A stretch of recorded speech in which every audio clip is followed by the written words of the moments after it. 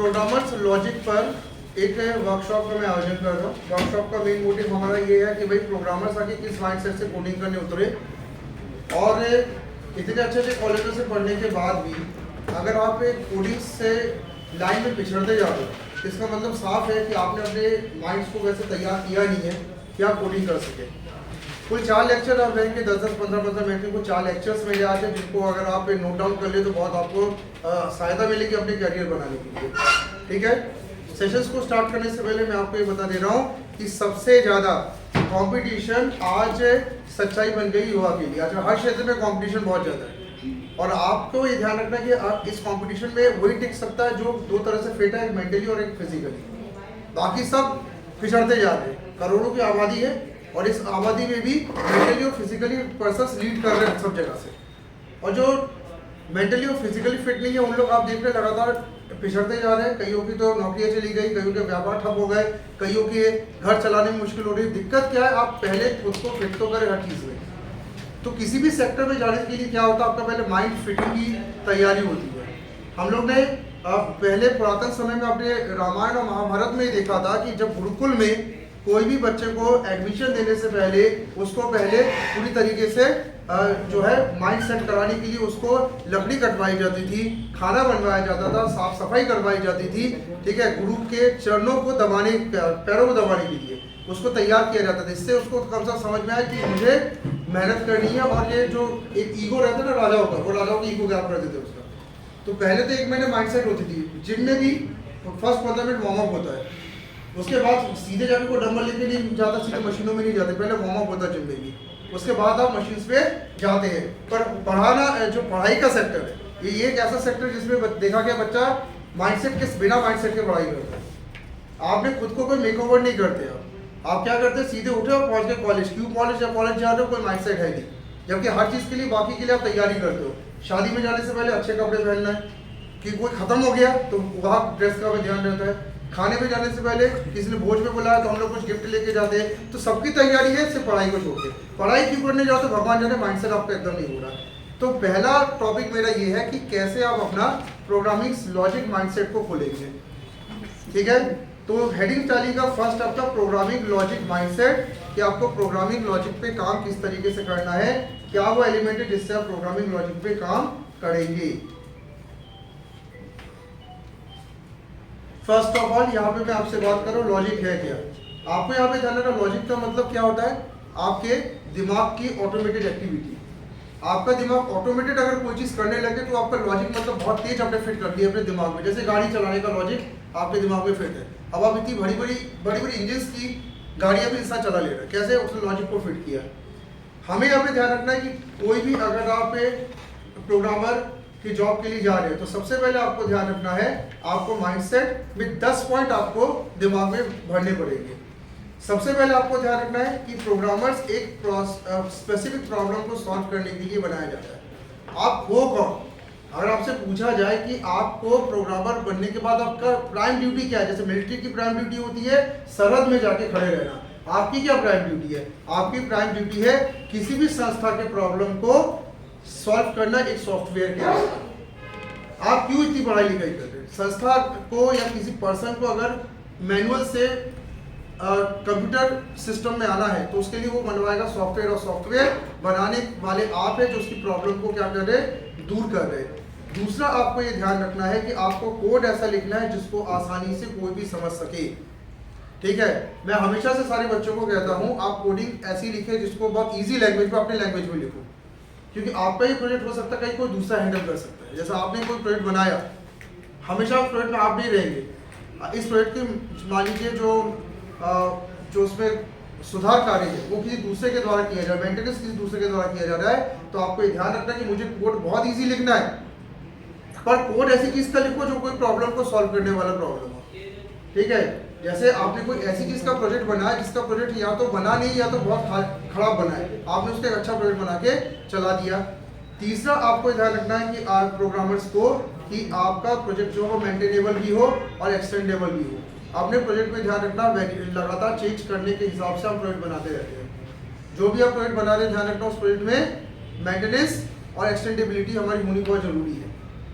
ऐसा आप किसी भी प्रोजेक्ट को एक एंड प्रोडक्ट नहीं मान सकते।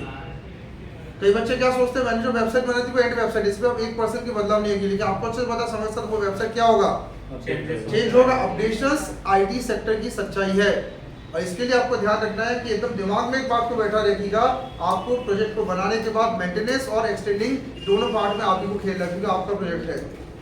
चौथा आपको यहाँ पे ध्यान रखना है, थोड़ा फियरलेस होना सीखिए, ठीक है। इस लाइन में ध्यान रखना, फियर वालों की एकदम जगह नहीं है। ज़्यादातर लोग आईटी सेक्टर में इतनी बड़ी बड़ी सेक्टर से पढ़ाई कर रही थी, अच्छे कॉलेजेस से इंस्टीट्यूट से पढ़ाई करने के बाद क्यों आईटी सेक्टर छोड़ देते, क्यों वो डर चुके हैं। और मैं आपको पहले ही बोल चुका हूँ, अगर पैसा कमाने निकले हो, डर को आप छोड़ दीजिए, ठीक है, क्योंकि चैलेंजेस हर जगह है। और जो आपका फियरलेस वाला पार्ट जो है, क्योंकि आपका सभी डरते रहते हैं, जैसे थोड़ी कोडिंग बड़ी हो जाती है तो बच्चे कहते हैं सर जी बहुत इतनी बड़ी कोडिंग, आपको ध्यान रखना है कोडिंग से डरने की जगह उससे फियरलेसली आपको लड़ना है।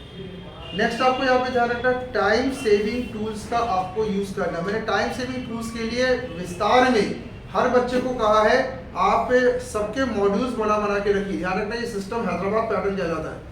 हैदराबाद और बेंगलोर में क्या कराया जाता है, जो मैं अपने सारे बच्चों को बोलता हूँ, जो भी कोडिंग करते हो उसकी एक फाइल बनाकर अपने पास सेव करके रखो। ये आपके मेजर प्रोजेक्ट से बनाओगे तो टाइम सेविंग टूल आपके लिए यही है। आपने मान लीजिए कि एक मॉड्यूल बना दिया लॉगिन पेज का, लॉगिन पेज का मॉड्यूल आपने रन कर लिया, उसको एक जगह सेव करके रख लिया। जब आपको रियल प्रोजेक्ट्स में जरूरत है तो आप उस लॉगिन पेज के मॉड्यूल को रीयूज कर सकते हैं। अक्सर प्रोग्रामर क्या करता है, टाइम को इतना ज़्यादा एक्सटेंड कैसे करवा लेता है। इसका बस मेन एक ही कारण होता है कि जो प्रोजेक्ट्स उसके जो रहते हैं, उन प्रोजेक्ट्स को प्रोजेक्ट जब उसको मिलता है कुछ बनाने को तो उस समय कोडिंग करने बैठता है। हम कहते हैं सब कुछ चीज़ें पहले से बना के रखो, केवल उसको आप क्या करो, कॉपी पेस्ट करें और थोड़ा एडिट करके उसको चलाइए। ये मेथड ध्यान रखना बहुत ताकतवर मेथड है। और जो हमारे यहाँ विस्तार में पढ़ाई करते हैं उनका अच्छा खासा डेटाबेसेस फोल्डर्स को बनाते रहते हैं, पूरे फोल्डर प्रोजेक्ट तैयार। आप उनको रियल कोडिंग का अगर करने का समय मिले तो 15 दिन के अंदर प्रोजेक्ट बनाकर तैयार कर सकते हैं। नेक्स्ट है लाइफ लॉन्ग लर्निंग। आपको ध्यान रखना है कि प्रोग्रामर्स को ध्यान रखना है कि आपकी लर्निंग पूरी जिंदगी होनी है। ज़्यादातर हमारे शहर के प्रोग्रामर्स के एंड होने का कारण क्या कहिए, वो इसका कारण ये भी है, वो क्या सोचते हैं कॉलेज में पढ़ाई होगी बस आप जिंदगी में नहीं पढ़ेंगे। इंस्टीट्यूट में 6 महीने का कोर्स किया, साल का कोर्स किया, जिंदगी में नहीं पढ़ना। आपको ध्यान रखना है ऐसा कोई सेक्टर ही नहीं जिसमें कभी ना पढ़ना। एक किसान भी पढ़ता रहता है क्योंकि उसको मालूम है कि क्लाइमेट चेंज के हिसाब से कैसे उसको काम करना है। इंजीनियर पढ़ता है, डॉक्टर पढ़ता है, और हमारे आईटी वाले सोचते हैं कि नहीं पढ़े, जो एक बार लूपिंग सीख लिया लूपिंग में जिंदा रहेंगे। हर एक टेक्नोलॉजी सा चेंजिंग, तो आपको ध्यान रखना लाइफ लॉन्ग खुद को क्या करना है, लर्न कराना पड़ेगा। माइंड सेट कर लो भाई कि मुझे हर दिन पढ़ना है। नेक्स्ट है नेवर क्विट। एक चीज आपको मैं बता दे रहा हूँ भाई, क्विट करने की आदत छोड़ दीजिए। प्रोग्रामिंग अगर आप करने आए हैं तो आपको हार मान के पीछे भागना नहीं है। किसी दिन मान लो कोई प्रोजेक्ट आपसे नहीं बन रहा है, अगले दिन बन जाएगा, हो सकता है सुबह नहीं बना, शाम को बन जाएगा, देर रात को बन जाएगा, लेकिन क्विट करके जो लोग भागते हैं ना कि मुझसे ना हो पाएगा, ये वाली आदत थोड़ी सी छोड़ दीजिए, ठीक है। कंपटीशन के जमाने में ध्यान रखना, क्विट करने वाले को एकदम ही क्विट करा दी कंपनी। ये आप देखिएगा आजकल ध्यान रखना, कोई नखरा नहीं पाता कोई कि आप जैसे बार बार डर जाते हो। तो ऑटोमेटेड एचआर के पास जब कंप्लेन किया तो एचआर ने सोचा कि इसको एक मौका और दो, उसको भगा दो, क्योंकि जैसे ही कोई प्रोजेक्ट आता है वो अपना काम करने की ताकत खो दे रहा है। इतना ज़्यादा फियर एकदम उसके मन में है, तो फियर ही थोड़ा सा हटा दीजिएगा। सेक्टर में रहना है तो क्विट आपको क्विट करना ही नहीं है। 8th है ऑटोमेशन पार्ट। मैं यहाँ से सभी प्रोग्रामर्स को एक इंपॉर्टेंट चीज़ बता दे रहा हूँ, ऑटोमेशन पे काम करें। ऑटोमेशन का मतलब क्या, ऑटोमेशन का मतलब आपका जो प्रोजेक्ट है उस प्रोजेक्ट को बनाने के लिए मॉड्यूल्स आप क्या करें, पहले से तैयार रखिए और उन मॉड्यूल्स को सीधे सीधे लगाकर उनको ऑटोमेटेड स्टार्ट कर दे। हमें ध्यान रखना जब काम आता उस समय हमें खुद के मॉड्यूल नहीं बनाने, मॉड्यूल्स पहले से बना के रख के उसको हमें क्या करना है, ऑटोमेटेड उसको हमने प्रोजेक्ट्स में डालना है। इसको हम कहते हैं लाइब्रेरी क्रिएशन। कोई भी आईटी का इंजीनियर है अगर उसके पास लाइब्रेरीज नहीं है कोडिंग की, तो ध्यान रखना वो सबसे ज़्यादा अपने कैरियर में पिछड़ने वाला है। लाइब्रेरीज, जावा की कोडिंग करो तो जावा के हर प्रोग्राम की एक अपनी फाइल आपके पास लैपटॉप में होनी चाहिए तैयार। PHP की, पाइथन की, जो भी लैंग्वेज आप सीख रहे हो आपको आप फाइल तैयार रखिए। कारण क्या है, जब आप रियल प्रोजेक्ट में उतरेंगे तो क्या उस समय आप दिमाग लगाओगे क्या कि कैसे मैंने उस चीज़ को किया था, कि बने बनाए को यूज़ कर लोगे। टाइम सेव होगा। ऑटोमेशन टाइप का ही काम होगा कि अरे हम ऑटोमेशन में जल्दी जल्दी काम कर रहे हैं। और एक काम और भी बहुत सारे बच्चे करते हैं, जो लोग अच्छे आईटी प्रोफेशनल्स बन रहे हैं, कई लोग क्या करते हैं, डमी प्रोजेक्ट्स बना के रखते हैं चीज़ का। डमी ताकि रिप्रेजेंट कर सके और उसमें एडिट करके मॉडिफाई करके जल्दी भेज दे। कई लोग रहते वो क्या करते 15-20 डमी बना लेते, स्कूल का वेबसाइट की डमी बनाई, कॉलेज वेबसाइट का डमी बना लिया, हमने मेडिकल शॉप की डमी बना ली, हमने हॉस्पिटल्स की डमी बनाई, हमने रेलवे का बैंक का सबकी एक डमी 5-5 6-6 महीने बना के रख दिया।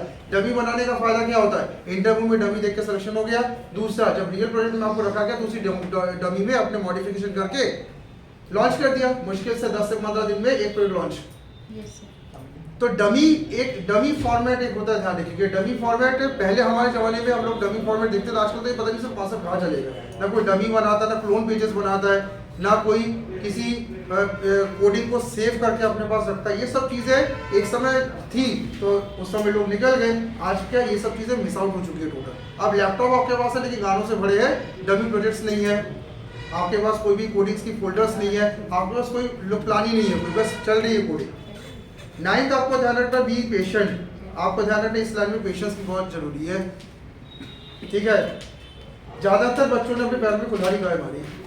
मैं जितने भी कॉलेजेस में जाता हूँ, कई बच्चे कहते हैं सर IT सेक्टर में अब ना हो पाएगा, लेकिन क्या हो गया सर, अब पेशेंस नहीं रहा, एरर्स आती है सर, प्रोजेक्ट्स एक बार में बनते नहीं है, कोडिंग्स हमारे बहुत है, वैसे नहीं बन रहा, मेरे दोस्त का कोडिंग देखो सर कैसा चला गया, मेरा वैसे कोडिंग नहीं जा रहा। तो अगर आपको मैं ये बता रहा हूँ कि किसी का माइंडसेट बहुत अच्छा रहता है, वो बहुत अच्छे प्रोजेक्ट्स बना लेता है, लेकिन आपको ये ध्यान रखना कि सर्वाइवल के लिए फिर क्या करोगे। आपके माता पिता ने तो 10-20 लाख में IT सेक्टर के कोर्स करवा दिया, उसके बाद पापा तो आपको आगे पैसा देंगे नहीं, क्योंकि क्या इसी से तो कुछ कर नहीं पाए, सरकारी मिल नहीं रही, बिजनेस कर नहीं पाओगे तो क्या करोगे। आपको ध्यान रखना है कि भाई जिस पे आपको आपने पैसा लगा उसी पे आगे बढ़ने की सोचिए आप। अब पेशेंस देखो रखना पड़ेगा, एक दिन में कोई रिजल्ट नहीं आता, एरर्स आएंगी, दिक्कतें आएंगी, लेकिन काम करते करते धीरे धीरे करके सब कुछ आपका परफेक्ट होगा। तो पेशेंस के साथ काम करिए, तो अधीर मत होइए।